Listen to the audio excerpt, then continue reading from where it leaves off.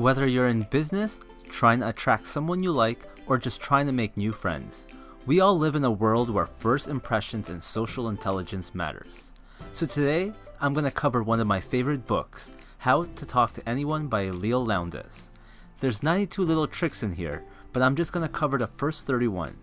But if this video reaches 200 likes, I'll make a part 2. So let's begin. The first technique is to make sure you don't flash an immediate smile whenever you greet someone. Instead, look at the person for a good second or two. Pause, soak in their persona, and then let a big, warm, responsive smile flood over your face and overflow in your eyes. Think of how a good comedian will build up to a punchline for a joke. Next, pretend your eyes are glued to your conversation partner. Don't break eye contact even if he or she has finished speaking. If you have to look away, do it slowly. But as a side note, Leil warns the men to lower the intensity level when using this on other men. Now in a group setting, watch your target partner even when someone else is talking. If this is too intense, then keep your eyes on the speaker, but every time the speaker finishes a point, let your glance bounce to your target. This technique makes your target feel like you care about his or her reaction. Next is about posture. Every time you walk through a doorway, picture an iron jaw bit hanging from the frame just slightly above your head, and imagine taking a bite out of it. This should help you straighten your posture. Practice this in your home throughout the day.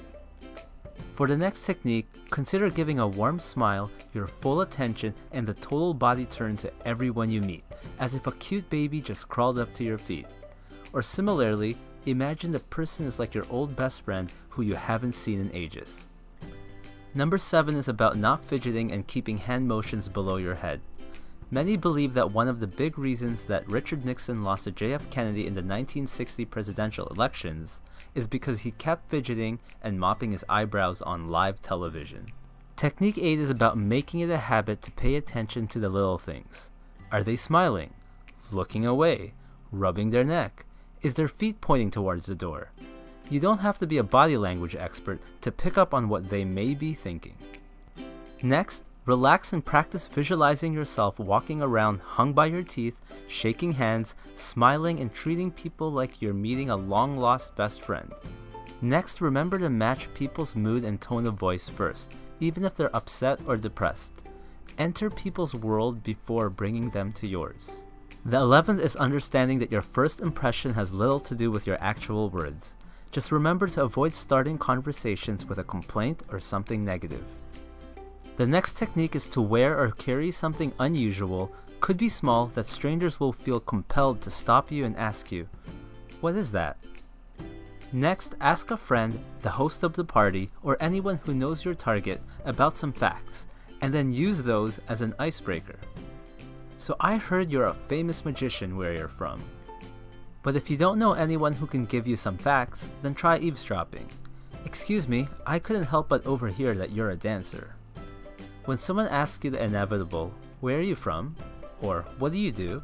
never give one-word answers and try to have it relate to the person you're talking to. Research some interesting facts on the internet. I'm an attorney from Toronto, a city with over 8,000 restaurants.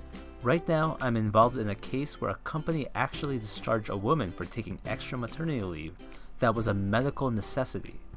Now, the same rules apply when you're introducing people to one another. Just remember, if you're uncomfortable mentioning someone's job, then mention their hobby or some accomplishment. Next, when in conversation, pay attention to word clues that hint to your target's preferred topic. Then when possible, start talking about that topic. Some people might seem shy, quiet, or bored, but talk about a topic they like and they might not shut up. The next one was inspired by Brian Tracy. He says to picture a spotlight.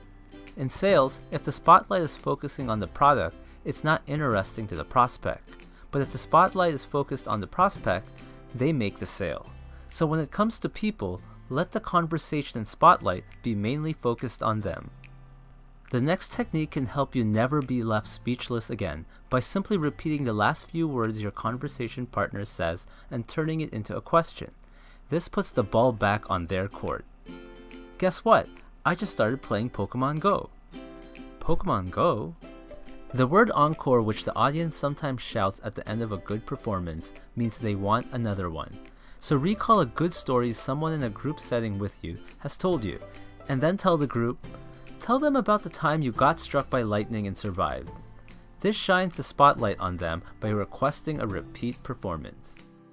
When first meeting someone, avoid any stories about yourself that would potentially be looked down upon.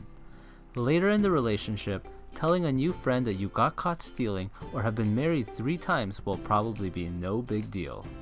Next, if you're ever afraid of going to some social event because you'll have nothing to say, then simply go watch or read about the latest news.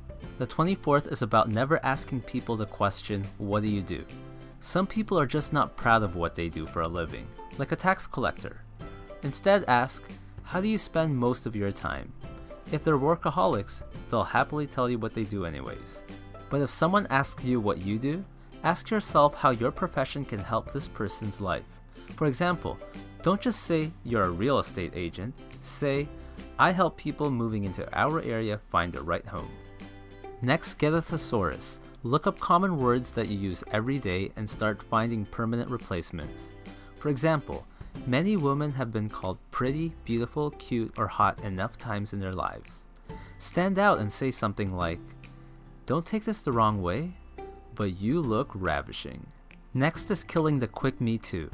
Oftentimes, when we find something in common with someone, we often want to immediately say, me too. But Leil says to let the person keep talking and just keep asking questions while hinting you're knowledgeable about the topic for a while. When you finally do tell them, they might be shocked. Then you just flatter them by saying something like, I was just enjoying hearing you talk. I was afraid you'd stop me if I told you. This creates a much bigger impact.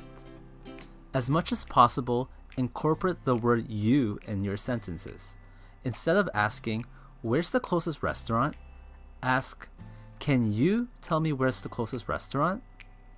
Interestingly, therapists calculate that inmates of mental institutions say I and me 12 times more than residents of the outside world. Next, don't flash everyone with the same smile.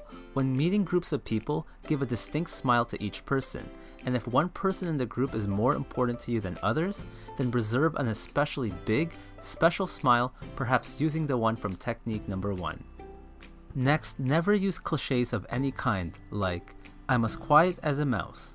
Instead, follow technique number 31 and consider just slightly changing the ones you already know. For example, switch when pigs fly to, when monkeys live on clouds. Or as quiet as a mouse to, as quiet as an eel swimming in oil.